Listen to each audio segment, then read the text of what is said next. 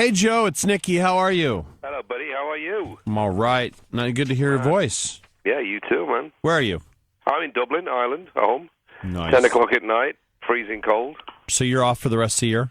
Yeah, we've been, we finished the American tour 25th of June, and then we had a couple of months off, and then went and did the 2.5 weeks down in South America where we did Rock in Rio and a bunch of other things, and that was great fun. Did a couple of gigs with Aerosmith, did one gig with The Who, which was amazing. I saw that. I follow you guys on Instagram. I was like, that's just amazing. Yeah, just another one of those notch that one off as bucket list stuff, Yeah.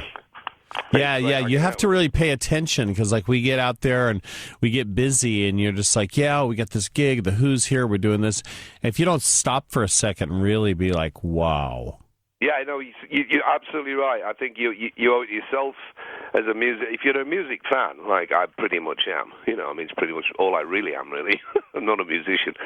They're the things, I've fan since I was 6 or 7 or 8 years old, and I think I must have played "Won't Get Fooled Again" probably 1,000 times, Yeah. And when you get the chance to actually just be in the same room as those two guys and just talk.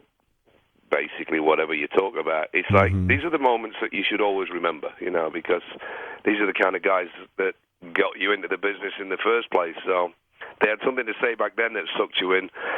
They've probably still got something now that's more interesting than most people. Yeah, for sure, and can still like inspire you to keep wanting to be better. The guys that are 10 years older than us, 15 years old, and they're still out there doing it. You're like, okay. That's exactly right. We were still stood on the side of the stage, all of us, and just watching, like going, wow, this is inspiring. I mean, I always said the same thing when I saw Aerosmith. I saw the same thing when I'd see, like, AC/DC or, anybody that's been around 10 years before we were, and that's still doing it and doing it well and doing it in front of a lot of people. You're like, you know what? Like Townsend actually said to me, he says, I think I said some fanboy thing to him, like, I just wanted to say, whatever. And he said, hey, right back at you. He says, the one thing you guys have got, he says, that most bands don't have is legacy. And I was just shocked that he even knew who we were. It's so funny, Joe, you say that.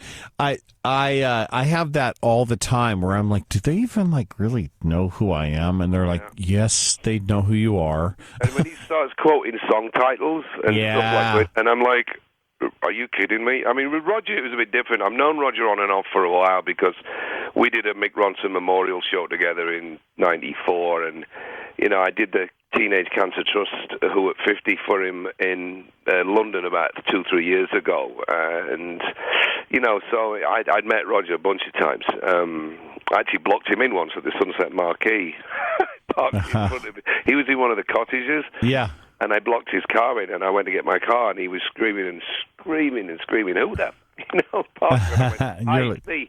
That's me. He couldn't really shout at me anymore once he knew it was me, It's you mentioned Ronson. I was in Bowie recently. You mentioned Ronson, and I was in New York recently doing something with Sonos, and it was kind of like Bowie stories, and Susie Ronson was there. Right, yes.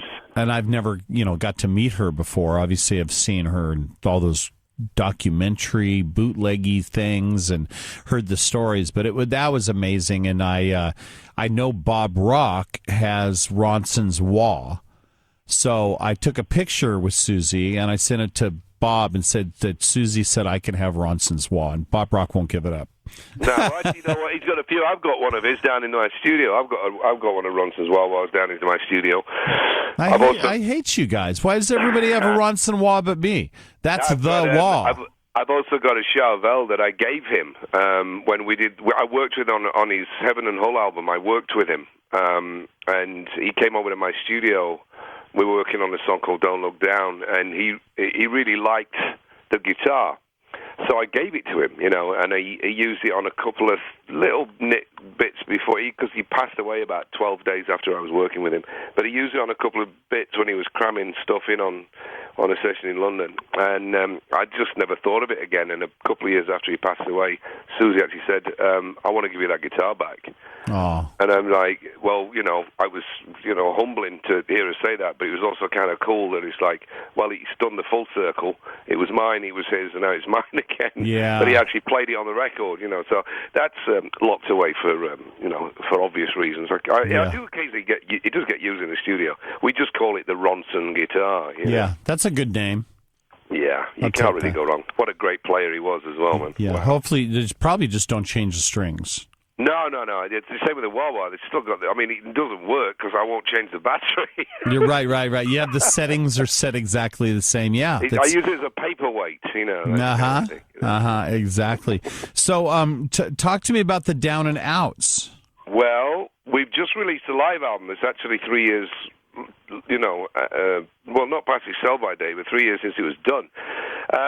We were touring the previous album, the Further Adventures of the Down and Outs. We were touring it in 2014, and I made a decision while we were playing in Sheffield, my birth town, of course. A friend of mine's a video director, and he said, "Well, I can film this thing." We were playing this little club called the Corporation, and we filmed it. And we spent a bit of time editing together, and I wasn't really sure it was ever going to get released. But then it actually turned out better than I thought it was going to be. The tour was a bit of a disaster, really, because there's 6 of us in the band and 4 of us had pneumonia. Oh, man. Including me, so it wasn't great on the voice and stuff like that. But we managed to salvage some stuff we filmed it in Sheffield, but the sound, we took the actual audio from about 5 or 6 different gigs, so we cobbled together something that was at least honest. And he turned out better than I thought, So then I thought, okay, let's get this thing out. But then, of course, Leppard ramped right back up again. Mm-hmm. We had the new album come out the following year. We were touring that until, as we just discussed, 9 weeks ago. And I didn't really find a spot in my dance card where I could fit it in and do it any justice to actually discuss it, talk about it, and give whoever's going to release it a bit of something to play with so that they could, give it a chance. But we finally got it out, and I did a deal with this company called Frontiers, and they've actually taken the whole back catalogue. So we've although they're already available, they're now going to be available for the first time on vinyl, which is great, because my tiny little band, the Down and Outs, on vinyl is, to me, that's like where it belongs, because the music's straight from the 70s, and, to see it on 70s format, if you like, it's just really where it belongs. So it was nice to be able to do that. So it's out. It's a DVD and a double album, if you like. And I think it's actually 2 CDs because it was too long to fit on one. And so that's out there. We're not actually working it like, the old days when you put a record out and then you go on tour for a year. Well, I'm not doing that with this because it's a live album, so it doesn't make any sense. But I am currently recording the 3rd studio album, which is actually a written album. It's not Mott-related covers or anything like that. It's all brand new music inspired by Mott. So how fun is that? It is, actually, because I've kind of sat down and like it's easy to say, oh, let's write a song that sounds like white punks on dope. And you just kind of write something in the spirit of, or like a song that sounds like AC/DC. It's not that difficult to do. Might not be any good, but it'll be in the spirit of. Yeah. So what we're doing is we're just channeling all the bands of that nature. So it's a little bit Mott. It's a lot Elton and Queen and Humble Pie, a little bit Springsteen-ish even. It's just got a bit more. Not Leppard for a start, but it's because there's a lot of piano involved, so it's a lot more scope in that respect to just go in areas that I've never really been before. Yeah, it's different to build a song. It's different to build a song. I wrote all the songs on a piano, so there's, I didn't want to be in a position where, when you've got 2 bands on the go, you always are going to be playing with that thing, like, should I be saving this for the other band, because it's that kind of a song. So I was kind of purposely writing stuff that absolutely would not work for Leppard, but works for me, and it's great to get these ideas out of your head, because some of them have been sitting in there for, years, and it's like, I've finally found an outlet for this thing, and so that has been an absolute blast, so we're kind of like halfway through that, but it's not due for a while, but I've got to get it finished before I go back out on the road. I need that record.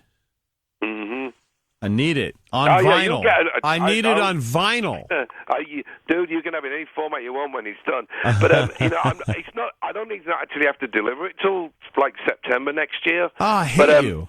Leopard go out on the road in sometime next year, and so I kind of got to get it mostly finished before we go out.